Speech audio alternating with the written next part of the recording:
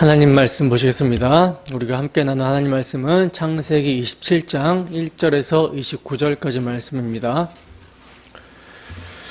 우리가 함께 은혜 나눌 말씀은 창세기 27장 1절에서 29절까지 말씀, 25절에서 29절까지 말씀만 함께 봉독하도록 하겠습니다. 시작.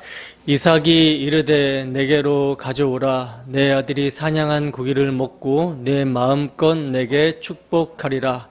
야곱이 그에게로 가져가매 그가 먹고 또 포도주를 가져가매 그가 마시고, 그의 아버지 이삭이 그에게 이르되 내 아들아 가까이 와서 내게 입맞추라. 그가 가까이 가서 그에게 입맞추니 아버지가 그의 옷에 향치를 맡고 그에게 축복하여 이르되 내 아들의 향치는 여호와께서 복 주신 밭의 향치로다. 하나님은 하늘의 이슬과 땅의 기름짐이며 풍성한 곡식과 포도주를 내게 주시기를 원하노라. 만민이 너를 섬기고 열국이 내게 굴복하리니 내가 형제들의 주가 되고 내 어머니의 아들들이 내게 굴복하며, 너를 저주하는 자는 저주를 받고 너를 축복하는 자는 복을 받기를 원하노라. 아멘. 에서의 옷을 입고 아버지에게 복을 받은 야곱. 에서의 옷을 입고 아버지에게 복을 받는 야곱이라는 제목으로 하나님 말씀 증거하도록 하겠습니다.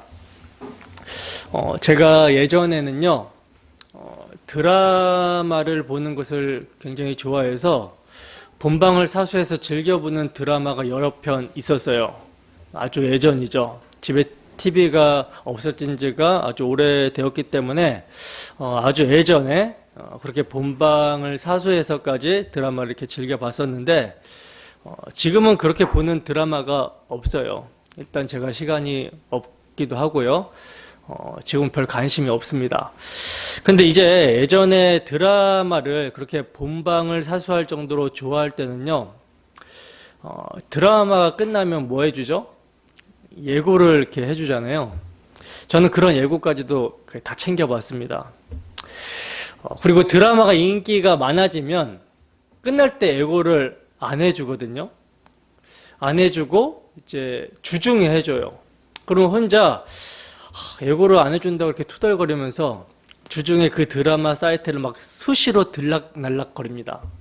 예고가 언제 뜨는지 확인하고 뜨면 바로 보려고 그렇게 했던 것이죠. 제가 지금 왜 이러한 이야기를 하냐면, 드라마 같은 것을 취미로 즐겨보게 되더라도요, 관심이 생기고 또 다음 이야기가 궁금하기 때문에 예고를 안 해주면 찾아서 봅니다.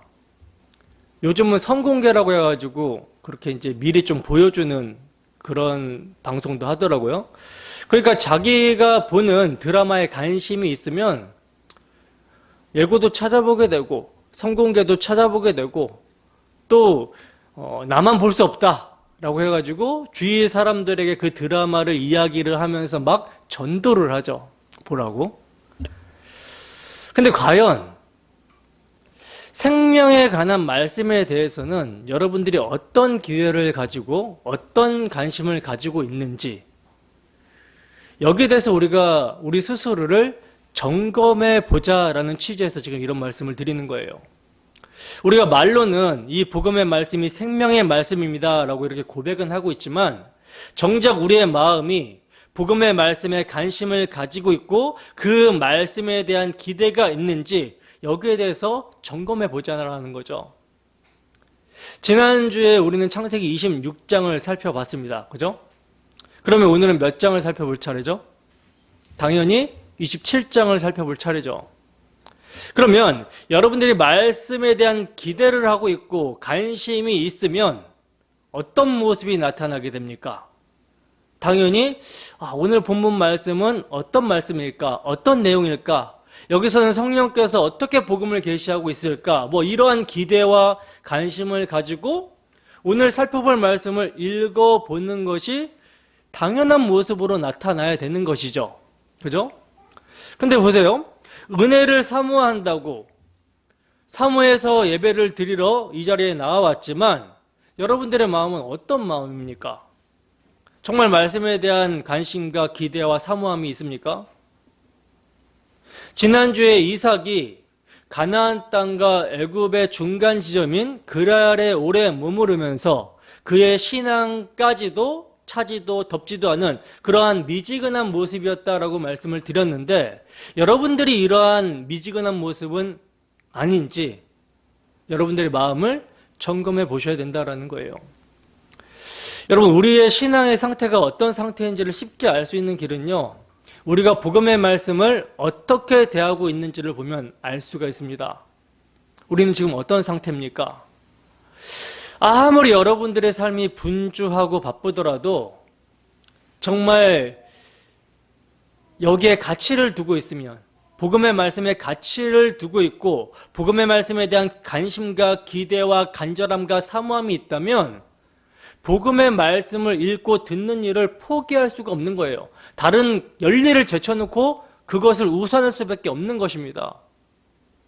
복음의 말씀을 읽고 듣는 일을 포기할 수가 없다라는 거예요. 이것이 우리의 삶에 가장 우선이 되어야 되고 가장 관심이 있어야 되고 기대가 있어야 된다라는 것이죠.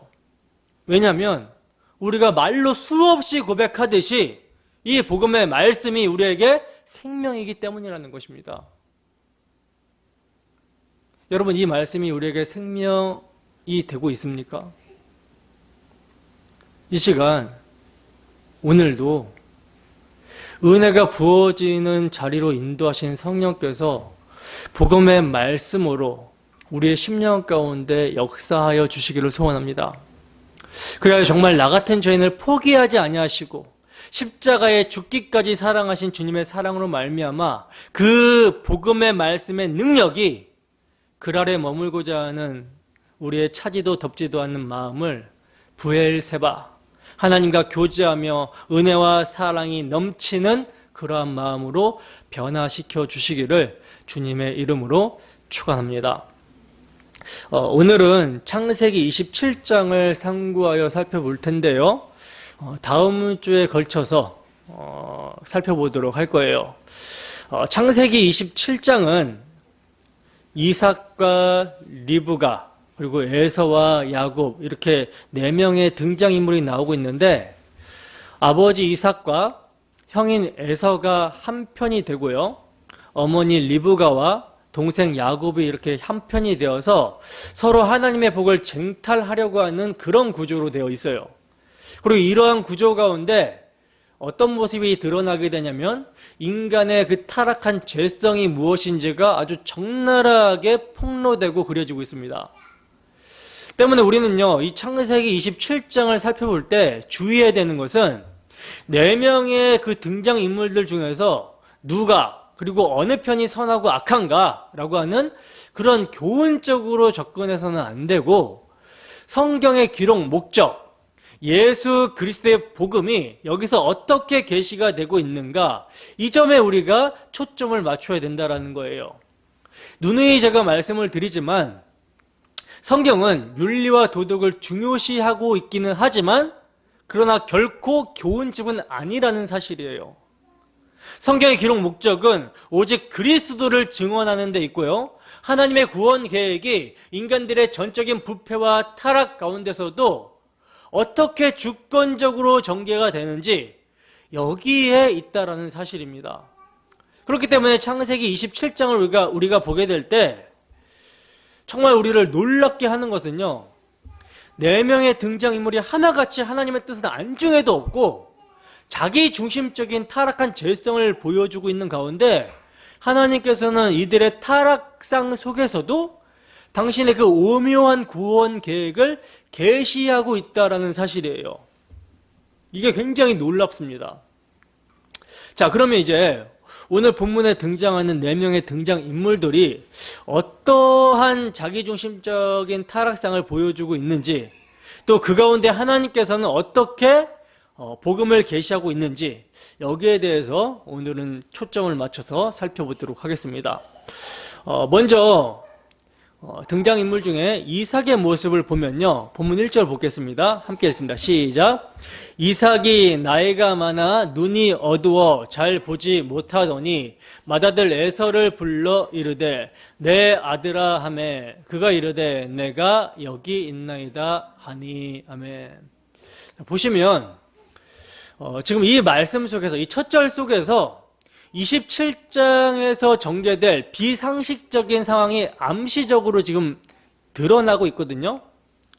이삭이 나이가 많아 눈이 어두워 잘 보지 못하더니 라고 하는 말에서 암시적인 메시지를 주고 있어요. 그러니까 메시아 언약의 계승자요, 선택을 받은 가정의 제사장격인 이삭의 영적 분별력이 흐려졌다라는 것을 이 말씀을 통해서 짐작을 해볼 수가 있다는 것이죠. 그리고 나아가 이 점이 2절에서 4절까지의 말씀을 보면 더욱더 분명하게 나타납니다. 본문 2절에서 4절 말씀 함께 했습니다. 시작. 이삭이 이르되 내가 이제 늙어 어느 날 죽을는지 알지 못하니 그런즉 내 기구 곧 화살통과 활을 가지고 들에 가서 나를 위하여 사냥하여 내가 즐기는 별미를 만들어 내게로 가져와서 먹게 하여 내가 죽기 전에 내 마음껏 내게 축복하게 하라. 아멘. 여러분 이삭은요 하나님께서 리브가가 임신했을 때 큰 자가 어린 자를 섬길 것이라고 말씀하신 것을 직접 들었던 사람이에요. 그러니까 하나님의 뜻이 무엇인지를 알고 있었던 사람입니다. 근데 그럼에도 불구하고 지금 이삭이 어떤 모습을 보여주고 있습니까? 자신의 뜻대로 에서에게 축복을 하려고 하는 모습을 보이고 있죠. 그게 3절에서 나를 위하여 내가 즐기는 이라는 표현에서 볼 수가 있어요. 그러니까 이삭이 장자 에서를 축복하고자 하는 이유가요, 하나님의 말씀에 근거해서가 아니라 나를 위하여 내가 즐기는, 즉 자신의 육체적 욕구를 만족시키는 별미를 가져다 줄 수 있는 능력이 에서에게 있기 때문임을 보게 됩니다. 그리고 지금 이삭이 무엇을 의지하고 있는지가 내 기구 곧 화살통과 활을 가지고 라는 표현에서 볼 수가 있는데, 이삭은요 지금 하나님이 아닌 새 속의 힘을 의지하고 있다는 사실이에요. 아주 적나라하게 성경은 믿음의 조상들의 모습을 폭로하고 있죠. 그들의 모습이 어떤 모습인지 드러내고 있어요. 때문에 이삭은요 하나님의 말씀대로 에서에게 축복을 하겠다라고 하는 것이 아니라 내 마음껏 내게 축복하겠다라고 말을 하고 있는 거예요. 하나님의 말씀대로 내가 너에게 축복하겠다라가 아니라 내 마음껏 내게 축복하겠다, 이렇게 말하고 있다는 것이죠. 그러니까 지금 이삭에게 있어서 하나님의 뜻은 안중에도 없는 것이죠. 오직 자신이 주인이고 축복권 또한 자신에게서부터 나온다라고 생각을 하고 있는 거예요. 그러나 여러분, 축복이 이삭의 마음대로 나갈 수 있는 것입니까? 이삭이 축복한다고 축복이 주어지는 거예요? 아니죠. 복이 나갈 수 있는 주체는요, 복을 주실 수 있는 분, 주체는 창조주 하나님이십니다. 근데 이삭뿐만 아니라 사람들은요, 이삭과 같이 자신이 복을 흘려보낼 수 있다라고 생각을 하면서 살아가고 있다는 거예요. 제가 새해 하는 인사말 중에서 새해 복 많이 받으세요 라고 하는 인사말을 좋아하지 않거든요. 왜 좋아하지 않냐면 복은 하나님이 주시는 것이지 사람이 주는 것이 아니기 때문입니다. 새해 복 많이 받으세요 라고 하는 말은 내가 복을 빌어줄 수 있다는 것이잖아요. 그러나 믿는 사람들은요, 새해 인사를 할 때 어떻게 해야 됩니까? 그렇게 하면 안 되죠. 왜? 내가 복의 주체가 아니니까. 새해 인사를 할 때 이렇게 해야 되는 거예요. 하나님께서 올 한 해도 복을 주시기를 소원합니다. 하나님께서 주신 복을 누리기를 소원합니다. 이렇게 인사를 하는 것이 바람직한 모습입니다. 사람들은 은연중에 그 자신이 복을 흘려보낼 수 있다라고 생각을 한다라는 거예요. 그러나 그리스도인이 복을 흘려보낼 수 있는 것은요, 하나님의 뜻대로 복음을 전하는 것, 이것 말고는 없어요. 뭐 내가 축복을 빌어준다라고 해가지고 이 사람이 형통하고 잘 되고 그런 거 전혀 아니고요. 하나님의 뜻대로 예수 그리스도의 십자가의 도, 이 복음을 전하는 것이 복을 빌어주는 거예요. 이것 말고는 없습니다. 여러분, 이삭이 하나님의 뜻을 알면서도 에서에게 축복을 하려고 했던 이유가 에서를 사랑했기 때문인데, 성경은 이삭이 에서를 사랑한 이유에 대해서 이렇게 말씀을 하고 있어요. 창세기 25장 28절 말씀입니다. 함께 읽습니다. 시작. 이삭은 에서가 사냥한 고기를 좋아함으로 그를 사랑하고. 아멘. 보시면 이삭이 에서를 사랑한 이유가 나오고 있는데, 왜 사랑했다라고 그래요? 이삭은 에서가 사냥한 고기를 좋아함으로 그를 사랑했다라고 그러죠. 여기서 우리는 타락한 인간들의 사랑의 수준을 보게 됩니다. 자식을 사랑하는 데 있어서도요, 자식이 내게 뭔가를 주었을 때, 뭔가 들어왔을 때 사랑하게 된다는 거예요. 그러니까 자식을 사랑하는 것도 굉장히 자기중심적으로 사랑하고 있는 모습을 보여주고 있다는 것이죠. 이게 인간의 죄된 본성임을 성경은 적나라하게 드러내고 있는 것입니다. 그렇다면 이삭이 사랑한 에서의 모습은 어떠한 모습입니까? 어느 정도 효자였던 것 같아 보여요. 그죠? 이삭이 사냥한 고기를 좋아했다라는 것은 에서가 평상시에 자주 고기를 드렸다라는 것으로 추측이 되잖아요. 그렇지만 여러분, 에서가 육신적으로는 아버지께 효자였을지 모르나 영적으로는요, 부모의 근심이 되는 아들이었습니다. 그 모습이 26장 말미에 나오죠. 해족속 유딕과 바스맛을 아내로 삼는 모습에서 보게 된다는 거예요. 그래서 이삭과 리브가의 마음에 근심이 되었더라, 이렇게 말씀을 하고 있습니다.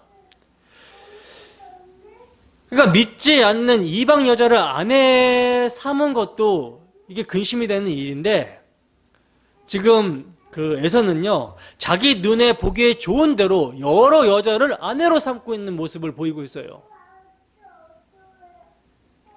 그리고 에서는 팥죽 한 그릇이라는 세상의 가치와 육체의 만족을 위해서 하나님과 그분이 주시는 복에 대해서는 하찮게 여겼던 사람이었습니다. 그러니까 그는 눈에 보이는 것이 중요한 것이었지, 보이지 않는 하나님의 복, 장자권은 휴지 조각보다 못하게 여겼다는 거죠. 언약으로 말미암아 하나님과 관계하고 하나님과 함께하는 그 복에 대해서는 관심이 없었던 거예요.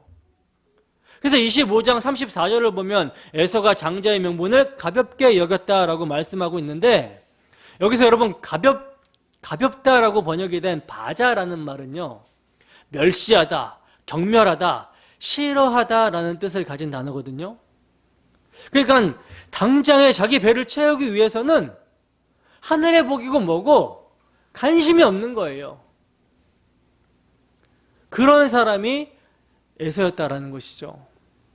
성경은 이 사람을 망령된 자다라고 말씀을 합니다. 그런데 이러한 에서를 지금 누가 축복을 하려고 하고 있어요? 이삭이 축복을 하려고 하고 있다는 거예요. 이삭이 지금 이러한 에서를 축복을 하려고 하고 있다는 것은 뭡니까? 에서가 팥죽 한 그릇에 장자의 축복을 팔아버렸듯이 이삭 또한 육체의 소욕, 그 고기, 별미로 말미암아 큰 자가 어린 자를 섬기리라 하신 하나님의 뜻을 거역하고 자기 소욕대로 행하려고 하는 불신앙의 행태를 지금 보여주고 있는 모습이라는 거죠. 이게 여러분 믿음의 조상 이삭의 모습이었습니다. 그러면 믿음의 어머니 리브가의 모습은 어떤 모습일까요? 그보다 나은 모습일까요? 본문 5절에서 6절 말씀 보겠습니다. 함께 하겠습니다. 시작. 이삭이 그의 아들 에서에게 말할 때 리브가가 들었더니 에서가 사냥하여 오려고 들로 나가매 리브가가 그의 아들 야곱에게 말하여 이르되 내 아버지가 내 형 에서에게 말씀하시는 것을 내가 들으니 이르시기를. 아멘. 자, 보세요. 여기서 우리는 이삭뿐만 아니라 리브가도 자기중심적인 사고를 하고 있는 모습을 보게 되는데, 그러니까 성경은요 이삭과 리브가의 그 자기중심적 사고를 폭로하고 있어요. 이것을 우리가 보게 되는데, 이삭이 그의 아들 에서에게 말할 때라는 말과 리브가가 그의 아들 야곱에게 말하여 이르되 라는 말을 우리가 주목해서 봐야 되는 거예요. 지금 보면 그의 아들이라는 그 단어가 2번 반복해서 나오는데, 원어를 여러분 분석해서 보면요 5절에서 그의 아들은 남성 명사, 즉 이삭의 아들로 번역이 되었고요 6절에서 그의 아들은요 여성 명사, 즉 리브가의 아들로 번역이 되고 있어요. 무슨 의미인지 아시겠습니까? 여러분, 두 부부에게서 난 같은 아들 아닙니까? 그렇잖아요. 근데 성경은 에서를 이삭의 아들로, 야곱을 리브가의 아들로 말하면서 너희들의 죄성이 이렇다라고 이렇게 폭로해버리고 있는 것입니다. 부부 사이에 낳은 아들이면 부부는 한 몸이기 때문에 내 아들, 내 자식이 돼야 되는데, 하나들은 내 아들이고 하나들은 네 아들이고, 이런 식으로 지금 구분이 되어지고 있다는 거예요. 부부 사이에서도 싸울 때 흔히 어떻게 합니까?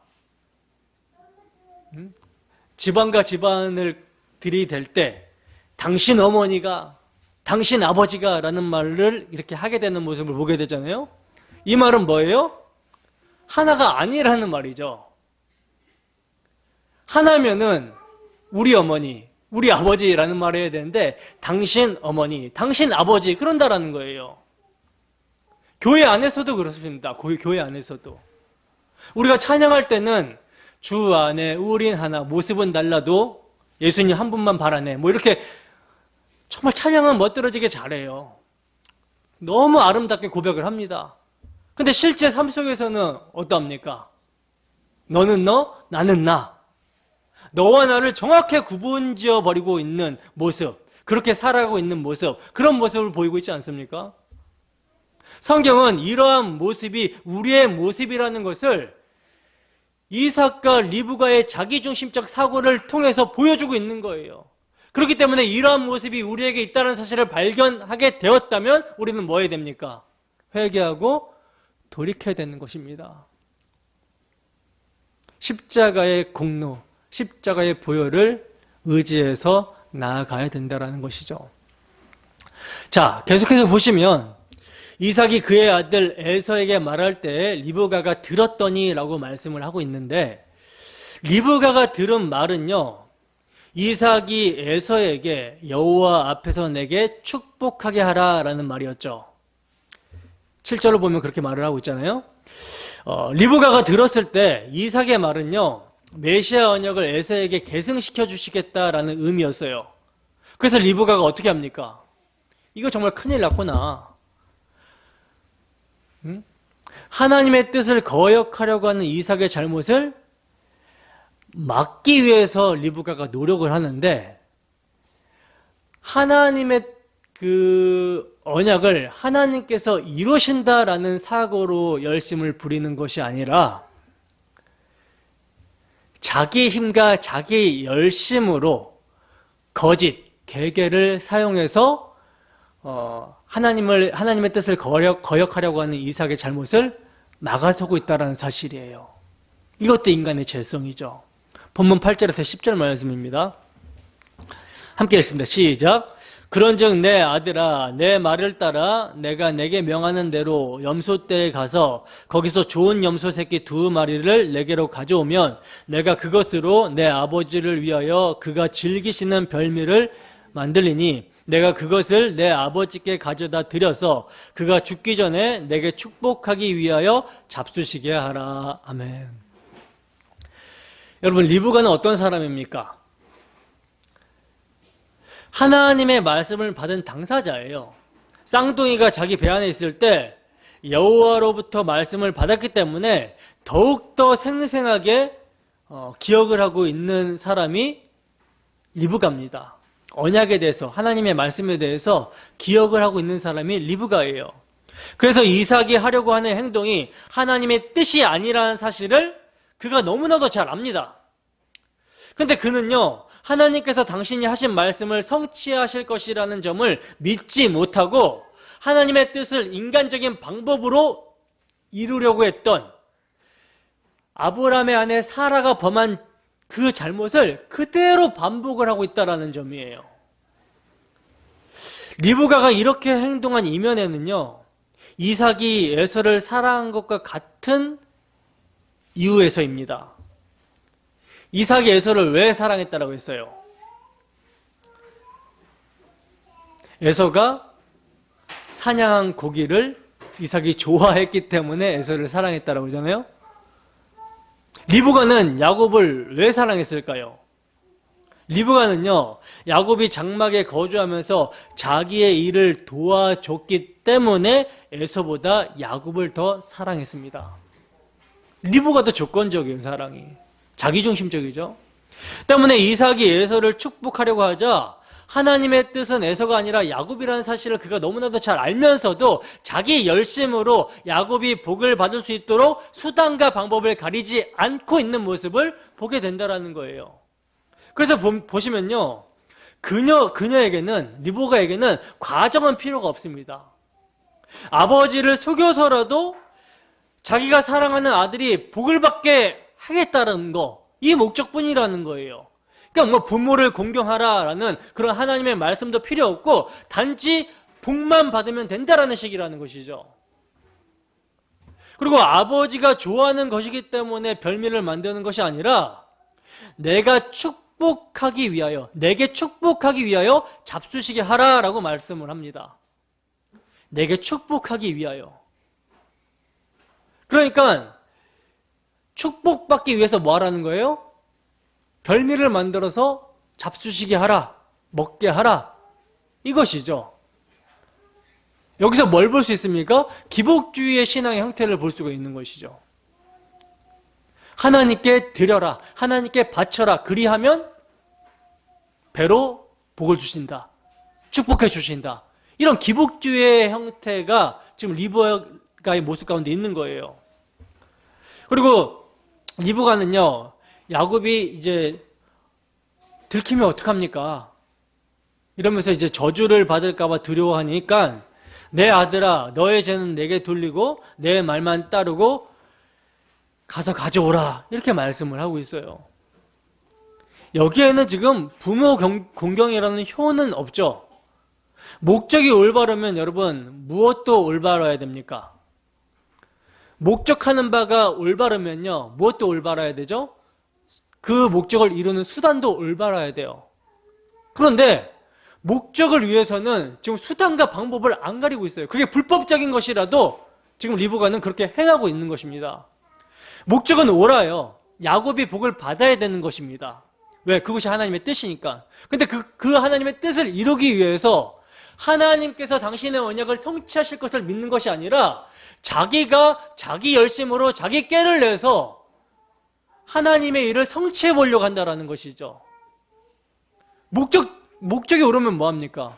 수단과 방법이 잘못되었는데. 이러한 모습이 여러분 우리의 삶의 모습 가운데 있지 않습니까?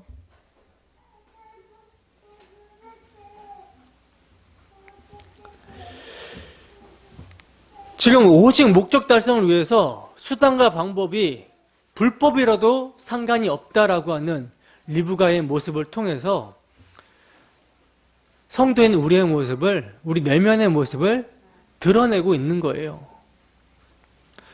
자, 이제 야곱을 봅시다.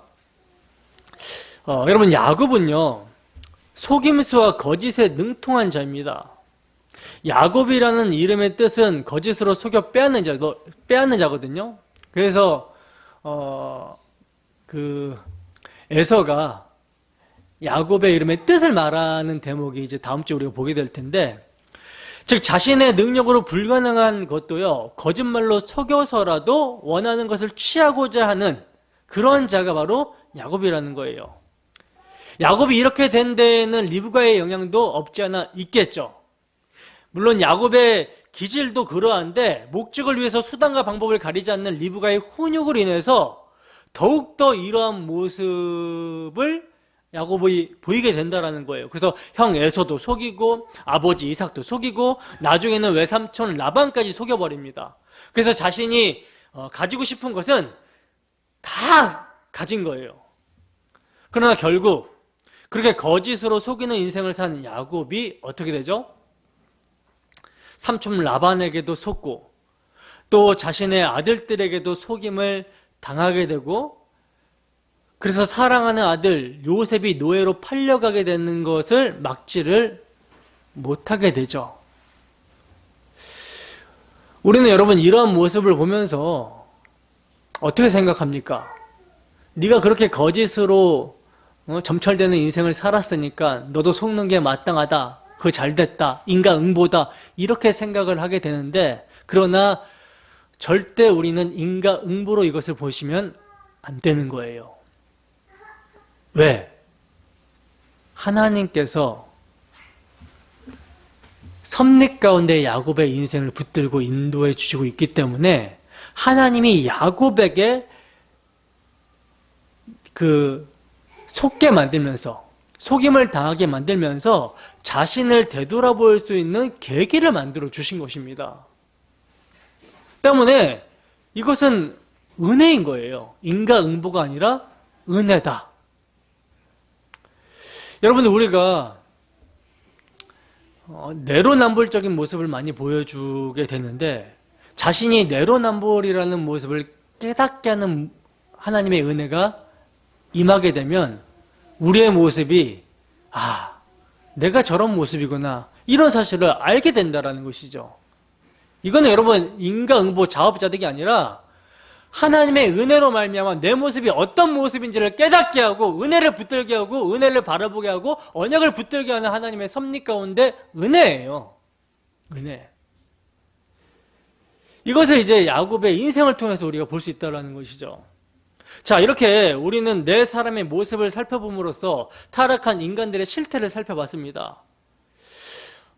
지금 믿음의 조상이라고 하는 이 네 사람의 모습을 통해서 우리가 배울 수 있는 교훈은요, 사실 단 하나도 없어요. 선한 모습이 하나도 나타나고 있지 않습니다. 그렇기 때문에 이들의 모습을 통해서 우리는 뭘 보게 되냐면, 자기 중심적인 그 죄성이 우리의 모습임을 보게 된다는 거예요. 성경은 믿음의 조상이라고 하는 사람들의 그 타락상, 죄성을 적나라하게 드러내면서 그 모습이 바로 너희의 모습이다라는 것을 폭로하고 드러내고 있다는 사실이에요. 근데 이제 여기서 우리가 놀라워하게 되는 것은요, 이렇게 서로가 다 제각기 자기 중심적으로 타락한 모습을 보여주고 있는 가운데 하나님께서는 이들의 부패성 가운데서도 이들의 모습을 통해서 복음을 계시하고 있다는 사실입니다. 그리고 주권적으로 당신의 구원 계획을 이루어 가신다는 사실에 우리는 놀라게 된다는 거예요. 그러면 이들의 모습 가운데 복음이 어떻게 계시가 되고 있는가? 은혜의 부요함이 어떻게 드러나고 있는가? 본문 5절을 다시 한번 보겠습니다. 함께 읽습니다. 시작. 이삭이 그의 아들 에서에게 말할 때 리브가가 들었더니 에서가 사냥하여 오려고 들로 나가매. 아멘. 자, 보세요. 보시면 이삭이 그의 아들 에서에게 말할 때 리브가가 들었더니 라고 말씀을 하고 있는데, 자, 이삭이 에서에게 말하는 것을 누가 리브가로 하여금 듣게 하였을까요? 하나님이시죠. 하나님께서 듣도록 하신 거예요.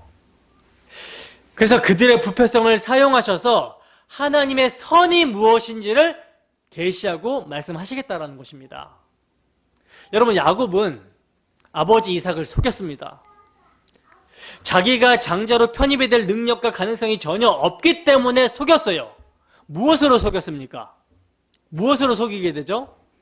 가장 먼저는요, 야곱이 맏아들 에서의 좋은 의복을 입습니다. 15절을 보시면 맏아들 에서의 좋은 의복을 입었다라고 말씀을 하고 있죠.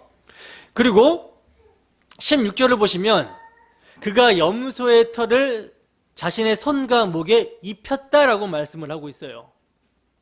그리고 마지막으로 17절과 25절을 보면 별미와 떡 그리고 포도주를 이삭에게 가져갔다라고 말씀을 하고 있습니다. 자, 그렇게 가져가자 이삭은 맏아들 에서의 것들로 갖추어진 야곱을 에서인 줄로 착각하고 속아서 축복을 하게 되었어요. 여러분, 이 모습은요, 차자가 아버지를 속임으로 장자로 편입이 되어 아버지께로 들어가는 장면이거든요. 그래서 5절을 다시 보시면 장자는 지금 어디로 나갔다라 그래요? 들로 나가매라고 그러죠. 5절에서 장자는 들로 나가매라고 하는데 21절을 보시면 차자는 아버지께 들어옵니다. 이게 여러분 무슨 말씀인지 아시겠습니까? 지금 하나님께서는요, 예수님과 교회와의 관계를 오늘 본문을 통해서 말씀하고 계시는 거예요. 그 관계를 어떻게 말씀하고 있는지 하나하나 살펴보겠습니다. 자, 야곱이 아버지께 드릴 별미를 만드는데 재료가 2마리의 새끼 염소입니다. 이건요, 여러분, 뭘 지금 의미하냐면 레위기 16장에 아사셀 염소를 예표하는 것으로 볼 수가 있어요. 이스라엘의 대속죄일 날 하나님께서는 2마리 염소를 잡으라고 하죠. 그래서 1마리 염소는 이스라엘의 백성들의 모든 죄를 전가시켜서 무인광야로 보내서 죽게 하고, 또 1마리는 어떻게 합니까? 안수해서 이스라엘의 모든 죄에 대한 그 죄짐을 짊어지고 죽습니다. 안수받고 죽어요. 피 흘려서 죽어요. 바로 이것이 지금 누굴 예표하고 있어요? 예수 그리스도를 예표하잖아요. 예수 그리스도는 우리의 죄짐을 짊어지고 골고다 언덕 십자가로 나아가시고, 또 우리의 모든 죄를 전가받아서 십자가에 피 흘려 죽으심으로 말미암아 우리의 죄를 속량하시는 의미, 2 염소가 예수님의 삶과 죽음을 그대로 그냥 예표해서 보여주고 있어요. 근데 이제 이것이 뭐가 돼요? 별미가 되는 거예요. 야곱이 2 염소를 잡아서 별미를 만드는 것입니다. 그리고 그 염소의 털은 뭐가 되냐면 에서의 털이 되는 거예요. 장자의 털이 되는 거예요. 털, 사이르라는 말은요, 순염소라는 뜻도 가지고 있거든요. 그러니까 결국 야곱은 장자 에서의 털을 입은 것이 되는 거예요. 장자의 모습이 되어버리는 것이죠. 그리고 15절에서는 맏아들 에서의 좋은 의복을 입습니다. 여러분, 그 유난히 27장에서는요, 에서를 언급할 때 맏아들이라고 많이 언급을 하고 있거든요. 이것은 하나님께서 교회가 장자로 편입해 들어오는 복음과 그리스도의 연합을 모형과 그림자로 계시하고 있는 모습인 거예요. 이걸 신약에서는 어떻게 표현하고 있습니까? 로마서 13장 14절 말씀입니다.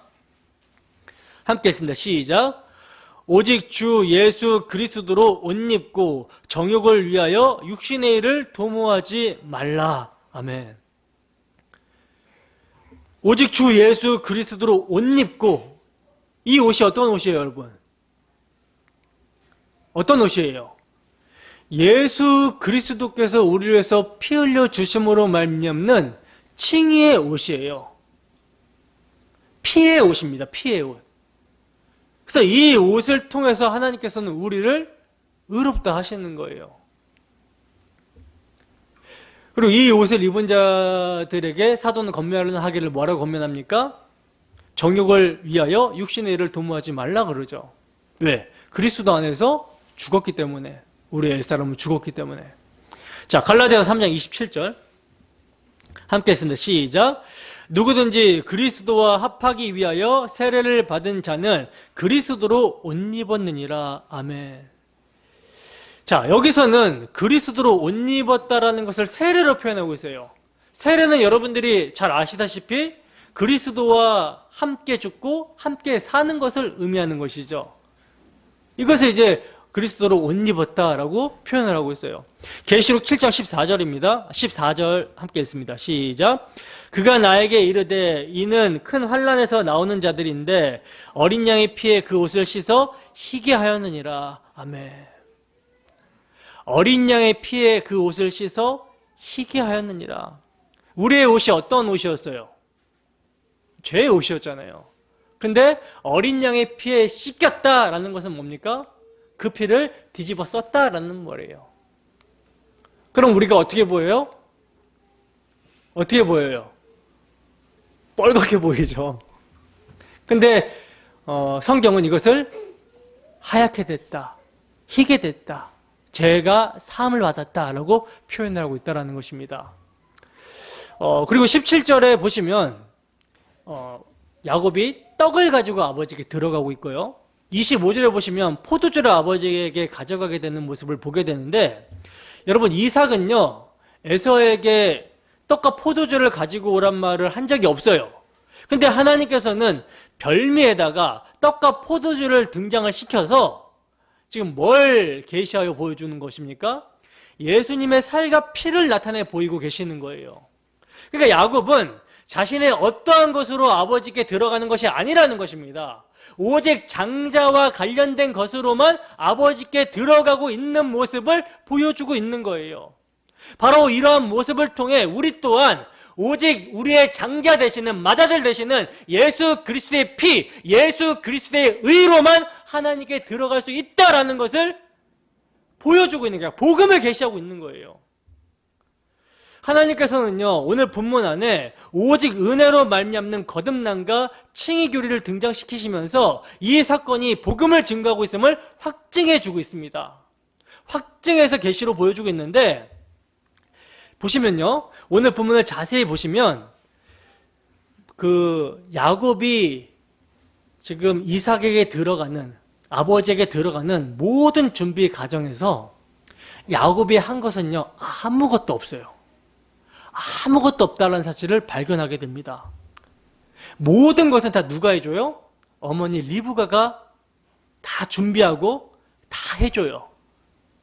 야곱은 단지 수동적으로 입힘만을 받았을 뿐입니다. 14절을 보시면 그의 어머니가 별미를 만들었더라 말씀을 하고 있고요. 15절에 보시면 리브가가 맏아들 에서의 좋은 의복을 야곱에게 입혔다라고 말씀을 하고, 16절에서도 입히고 17절에서도 리브가가 야곱의 손에 주니라고 말씀을 하고 있어요. 그러니까 모두 야곱 편에서 보면요 수동적입니다. 수동형으로 되어 있어요. 이것은 뭘 지금 계시해서 말씀해주고 있는 것입니까? 이것은 우리가 아버지 하나님 앞으로 나아갈 때에 오직 맏아들 예수 그리스도를 믿는 믿음으로만 가게 되는 것이고, 하나님의 구원 가운데 우리의 어떠한 노력이나 자격으로 들어가는 것이 아니라 전적인 하나님의 은혜로만 주어지게 된다는 사실을 계시로 보여주고 있는 거라는 거예요. 결국 우리는요 허물과 죄로 죽어있는 상태였다라는 것을 본문을 통해서 보여주고 있는 것입니다. 전적으로 타락하여 하나님 앞에 스스로의 힘으로 도저히 나아갈 수 없는 무능력한 존재였다라는 것, 죽어 있었던 존재였다라는 것을 보여주고 있다라는 것이죠. 여러분 세상 사람들은요 자신들이 죽어 있다라는 사실을 알지 못합니다. 자기들이 지금 생각하고 말하고 돌아다니고 있으니까 자기들이 산 줄로 알아요. 그러나 성경은 예수 믿지 않는 상태를 어떤 상태라고 말씀합니까? 허물과 죄로 죽어있는 상태라고 에베소서 2장 1절에서 말씀을 합니다. 왜? 왜 죽어있다라고 말씀하고 있죠? 왜냐하면 아담이 범죄했을 때 그 안에서 함께 범죄했기 때문이라는 거예요. 그래서 아담 이후로 태어나는 모든 인간들은 하나님과의 관계가 끊어진 상태에서 태어나기 때문에 이것은 살아있어 보이나 죽은 상태라는 것입니다. 제가 자주 예를 들어서 말씀을 드리지만 어떤 나무 한 그루가 뿌리가 뽑혔어요.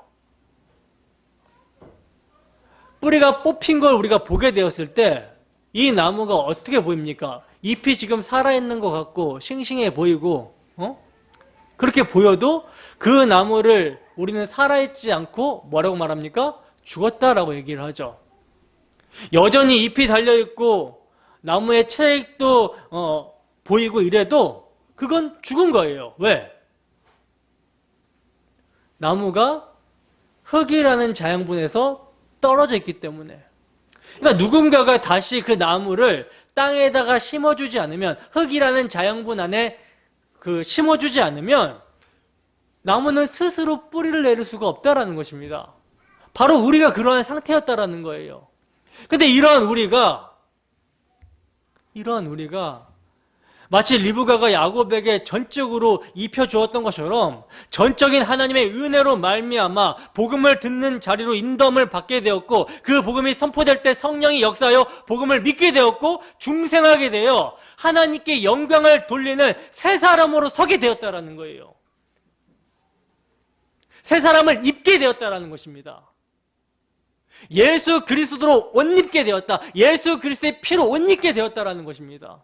그래서 끊겨졌던 하나님과의 관계가, 단절이 되었던 관계가 회복이 되어서 하나님으로부터 생명을 받아 누릴 수 있는 그러한 상태가 되었다라는 거예요.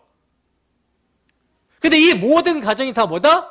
오직 은혜라는 사실입니다. 우리의 자격과 조건과 노력과 열심과 혈과 육이 아니라 오직 하나님의 선택하심으로 말미암아 오직 은혜로 되어진다라는 사실이에요. 그리고 여러분, 이삭이 야곱을 축복한 이유는요,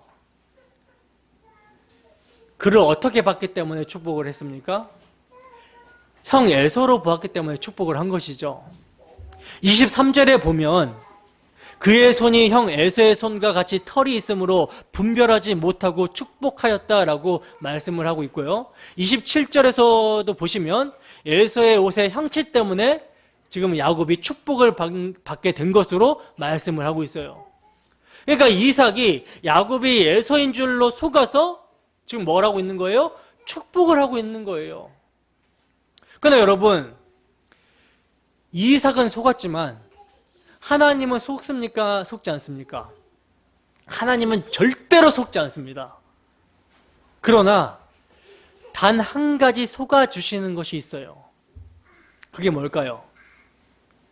하나님의 아들 예수 그리스도의 십자가 대속의 피의 옷을 입고 오는 자를요, 마치 이삭이 눈이 보이지 않아서 분별하지 못한 것처럼 하나님은 속아주신다라는 거예요. 왜냐하면 하나님의 장자이신 예수 그리스도만이 그분의 기준에 합당한 별미가 되기 때문이라는 것입니다. 여러분, 이삭이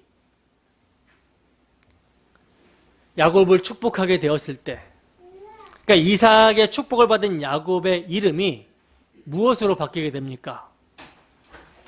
이스라엘로 바뀌게 되죠. 이게 뭘 말하는 거예요? 교회를 말하는 거예요. 그래서 야곱은 지금 여기서 말씀을 듣는 여러분 한 사람 한 사람을 상징적으로 예표하고 있다는 사실입니다. 하나님을 속여야지만 살 수 있으니까 속이기 위해 맏아들 예수의 옷을 입고 들어가는 자들, 그러나 속지 아니하시고 속아주심으로 우리를 아들 삼아주시는 그 은혜, 이것이 바로 칭의이며 양자 삼으심이라는 거예요. 그래서 신약에서는 로마서 8장 15절 말씀 보겠습니다. 함께 했습니다. 시작. 너희는 다시 무서워하는 종의 영을 받지 아니하고 양자의 영을 받았으므로 우리가 아빠 아버지라고 부르짖느니라. 아멘. 하나님의 은혜, 하나님의 이 속아주시는 은혜, 이 은혜로 말미암아 성령을 보내셔서 우리로 하여금 이 말씀을 믿어지게 하고 이 말씀을 힘입어서 하나님을 어떻게 불러요? 아빠, 아버지라 부르게 되었다라는 거예요. 여러분, 우리가 어떻게 주기도문을 할 수 있게 되었습니까? 주기도문을 할 때 우리가 하나님을 어떻게 불러요? 하늘에 계신 우리 아버지여라고 부르게 되었죠. 그죠? 죄어물로 죽어 있었고 공중권세 잡은 자 마귀의 통치 아래에서 육신의 소욕대로 내 마음에 원하는 것을 하여 본질상 진노의 자녀였던 우리가 어떻게 하나님을, 그 거룩하신 분을 하늘에 계신 우리 아버지여라고 하면서 하나님을 아버지라고 부를 수 있게 된 것입니까? 그건요, 우리와 같은 죄인을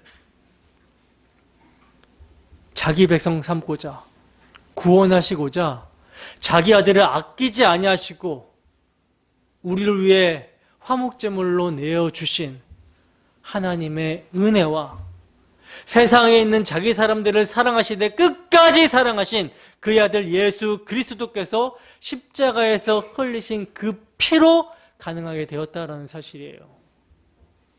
그렇기 때문에 우리가 하나님 나라에서 끊임없이 하게 되는 찬양의 고백은요, 구원하심이 우리 하나님과 어린 양께 있도다 라고 하는 찬양입니다. 찬양의 고백이에요. 여러분, 진심으로 우리에게 이러한 찬양의 고백이 우러러 나오고 있습니까? 그리고 성도들은요, 이러한 고백을 하게 되는 성도들, 구원하심이 우리 하나님과 어린 양께 있도다 라고 진심 어린 고백을 하는 성도들은요, 자기의 공로가 전혀 없기 때문에, 나의 나된 것은 하나님의 은혜이기 때문에 하나님께서 씌워주시는 의의 면류관을 어떻게 합니까? 벗어서 다시 어린 양 앞에 내어놓는 것입니다. 이것은 내 것이 아니라 주님의 것입니다. 그런데 주님께서, 그러니까 당신께서 모두 하신 것을 우리가 한 것으로 여겨주시는 거예요. 봐주신다라는 거예요. 그렇다면 이제 우리는 어떤 상태가 된 거예요? 오직 은혜로 말미암아 성령의 역사로 복음을 듣고 믿음으로 의롭다 하심을 받게 되었고, 성령의 역사로 말미암아 중생하게 된 것입니다. 믿으십니까? 이제 우리는 예수 그리스도의 보혈의 피로 우리의 죄가 가려지고 그 피로 옷을 입게 되었으며, 그리하여 하나님 앞에서 예수님의 보혈의 공로로 의롭다 하심을 받았으며, 이제 우리의 마음은 그리스도께서 십자가로 이루신 사랑으로 말미암아 새 마음이 주어지게 되었다는 거예요. 여러분, 우리가 장자의 옷, 우리 구주 예수 그리스도의 피 흘리심의 옷을 입고 있습니까?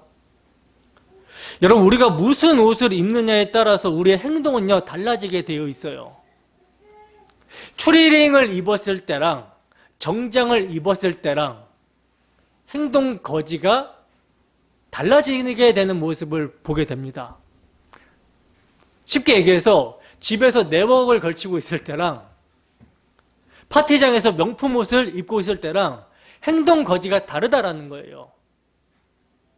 왕의 옷을 입으면 왕과 같이 품위 있게 살려고 노력을 하게 됩니다.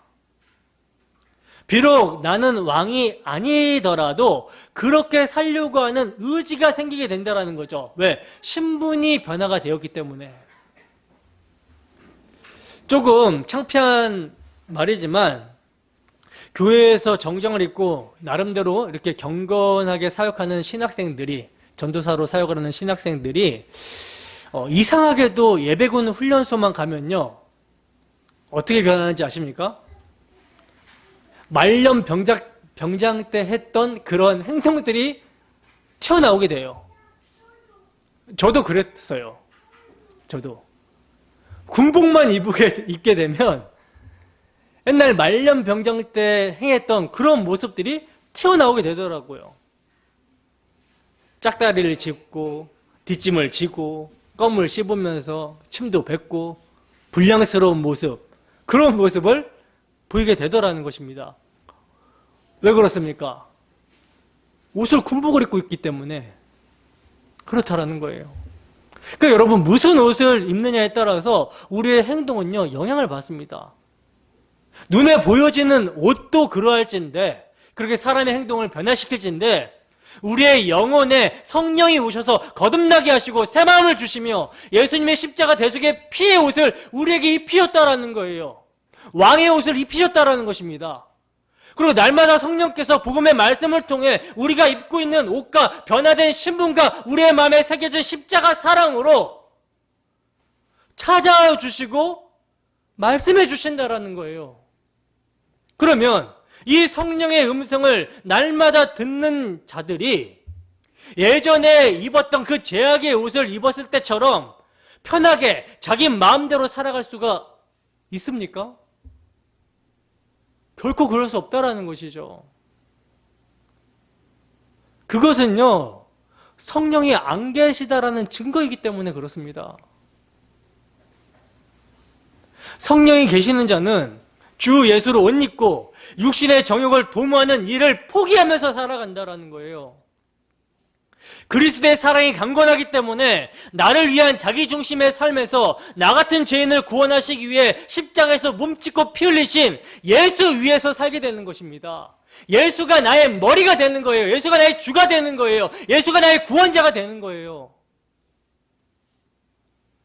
그 나의 머리 되신 분이, 그 나의 주가 되신 분이 얼마나 가치 있는 자인지를 우리가 알게 되고, 그가 입혀주신 옷, 칭의의 옷, 피의 옷이 얼마나 가치 있는지를 우리가 알게 되면요, 그 가치에 걸맞게 우리가 살아가게 된다는 것입니다. 이게 복음이 이끄는 삶이에요. 여러분, 우리가 입고 있는 칭의의 옷, 예수님의 피의 옷이 얼마짜리입니까? 이건 도무지 값으로 매길 수 없는 것이죠. 값으로 매길 수 없는 엄청난 가치이기 때문에 거저 주셔야만 하는 거예요. 하나님의 가치, 하나님의 생명으로 우리를 사셨고 우리로 하여금 의롭다 하신 것입니다. 이 엄청난 은혜와 사랑이 우리로 하여금 예수 그리스도의 이름과 그 영광을 위해서 살게 하는 거예요. 복음이, 십자가 대속의 복음이, 그 영광스러움이 우리의 삶을 세상과 구별된 삶으로 이끈다라는 것이죠. 때문에 그리스도로 옷 입은 자들은요, 성령의 열매, 성령이 맺어내는 열매, 사랑과 희락과 자비와 양성과 충성과 온유와 절제, 성령의 열매들을 내어놓을 수밖에 없어요. 우리가 내놓는 게 아니라 성령이 우리 안에서 우리를 인도하시기 때문에 그 성령께서 내어놓는 열매, 예수 그리스도의 사랑을 우리의 심령 가운데 각성시키시고 우리의 신비에 새기시고 그 사랑을 우리의 마음에 푸시하면서 강권하시고 그를 통해서 예수 그리스도의 의를 붙잡고 의지하게 하시면서 우리를 사랑한 자로 사랑하게끔 인도하신다라는 것입니다. 그래서 성령의 열매를 맺어낸다라는 거예요. 그래서 사도 바울은 사랑으로 역사하는 믿음의 열매들이 우리들의 삶 속에 나타나고 있는지를 확인하라고 말씀합니다. 고린도후서 13장 5절 말씀입니다. 함께 했습니다. 시작. 너희는 믿음 안에 있는가 너희 자신을 시험하고 너희 자신을 확증하라. 어떻게 하라고 하고 있어요? 믿음 안에 있는가 너희 자신을 시험하라고 하고 있죠. 사랑으로 역사하는 믿음이 우리에게 있는가, 그 믿음으로 행하고 있는가 시험하라고 있어요. 그리고 우리 자신을 확증하라 말씀합니다. 여러분들은 오늘도 복음을 들으셨습니다. 그래서 여러분들 지식적으로는 다 알 거예요. 그러나 그 지식으로 그치면 아무 소용없어요. 성령의 역사로 말미암아 지식에 넘치는 그리스도의 사랑을 마음으로 알아야 되고 그 복음이 우리의 삶의 실제가 되어야 되는 것입니다. 그리스도의 흔적, 바울 사도가 갈라디아서에서 말씀하고 있는 내가 예수의 흔적을 가졌노라 이야기하잖아요. 그리스도의 흔적이 우리의 삶에 나타나야 된다는 것이죠. 언제까지 그 아래 머물러 있을 것입니까? 언제까지 뜨뜻미지근한 신앙으로 그렇게 있을 거예요? 우리를 사랑하시는 아버지의 사랑, 그리스도의 은혜를 힘입어서 일어서야 되는 것이죠. 그리고 표대를 그리스도께 정해놓고 달려나가야 되는 것입니다. 우리가 간절히 바라는 그 소망의 나라에서 아버지의 얼굴을 바라보는 그날까지 우리 주 예수 그리스도 우리의 장자의 옷을 단단히 잡아매고 믿음의 다름박질을 해나가야 된다는 거예요. 정신을 똑바로 차리고 이 세대를 분별하고 넘치는 그리스도의 사랑을 확신하는 가운데 그렇게 살아가야 된다는 것이죠. 여러분, 그리스도의 사랑을 알아가고 그 사랑 가운데 살기에도 부족한 시간입니다. 엉뚱한 것에 마음 뺏기지 마세요. 엉뚱한 것에 기웃대지 마세요. 우리의 마음을 다하고 뜻을 다하고 힘을 다해서 그리스도를 알아가는데 힘쓰시기 바랍니다. 영생은 참 하나님과 그가 보내신 자 예수 그리스도를 아는 거예요. 여러분들이 영생을 누리려면 여러분들의 인생을 참 하나님과 그가 보내신 자 예수 그리스도를 아는데 올인하셔야 되는 거예요. 여러분, 우리 하늘 아버지께서 음성은 야곱의 음성이나 손은 예수의 손이로다. 이는 내 아들의 향치로구나 하시면서 속아주시는 은혜가 참으로 우리에게 은혜가 되고 있습니까? 이 한량없는 은혜가 참으로 우리에게 은혜가 되고 있습니까? 은혜가 되고 있다면 이 은혜가 우리의 심령 가운데 차고 넘쳐서 우리 구주 예수 그리스도 장자의 피 흘리신 옷만을 입고 그 옷을 자랑하며 그 옷에 합당한 삶을 살아가는 우리 모두가 되기를 주님의 이름으로 축원합니다. 기도하겠습니다.